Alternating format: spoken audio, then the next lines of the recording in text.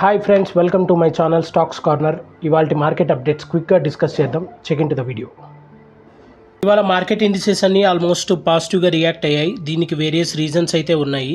So main reason వచ్చేసి ఏదైతే నిన్న మనం అనుకున్నామో ట్రంప్ టారిఫ్ వార్ గురించి, సో అది ఆల్మోస్ట్ ట్రంప్ టెంపరీగా ఆపడం వల్ల గ్లోబల్గా ఇండిసెస్ అన్నీ పాజిటివ్గా రియాక్ట్ అయ్యాయి. సో దానికి అనుగుణంగానే మన ఇండియన్ మార్కెట్ కూడా పాజిటివ్గా రియాక్ట్ అయింది. ముందుగా సెన్సెక్స్ 1397 పాయింట్స్ పెరిగి 78% 583 దగ్గర క్లోజ్ అయింది.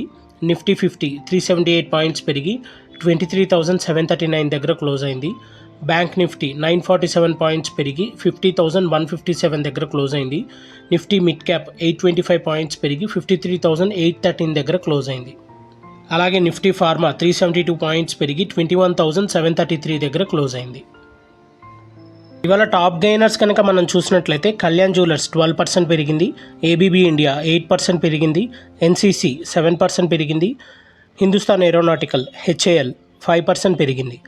అలాగే టాప్ లూజర్స్ కనుక చూసినట్లయితే ట్రెంట్ 6% కరెక్ట్ అయింది, బాటా ఇండియా 3% కరెక్ట్ అయింది, టాటా కెమికల్స్ 2% కరెక్ట్ అయింది, ఏబీ క్యాపిటల్ 2% కరెక్ట్ అయింది.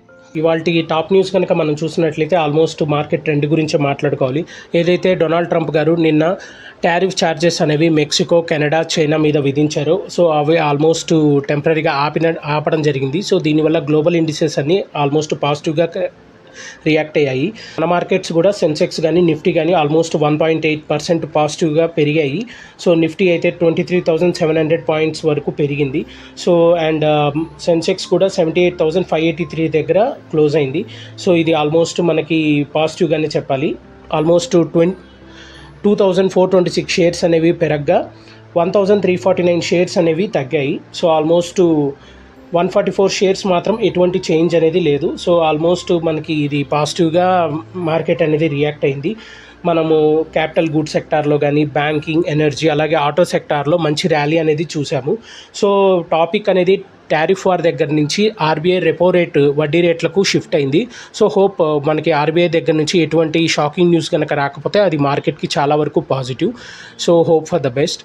అలాగే మేము ఏదైతే వీడియోలో ఎఫర్ట్స్ అనేది పెట్టామో మీకు నచ్చినట్లయితే వీడియోని ఇప్పుడే లైక్ చేయండి. అలాగే మీ ఫ్రెండ్స్, ఫ్యామిలీ గ్రూప్స్లో షేర్ చేయండి. Thank you. ఇలాంటి డైలీ అప్డేట్స్ కోసం, మార్కెట్ అప్డేట్ గురించి, డైలీ యాక్టివిటీస్ గురించి తెలుసుకోవాలి, నాలెడ్జ్ గెయిన్ చేయాలి అనుకుంటే మన ఛానల్ని సబ్స్క్రైబ్ చేయండి. Stocks corner by Shivanath. Thank you.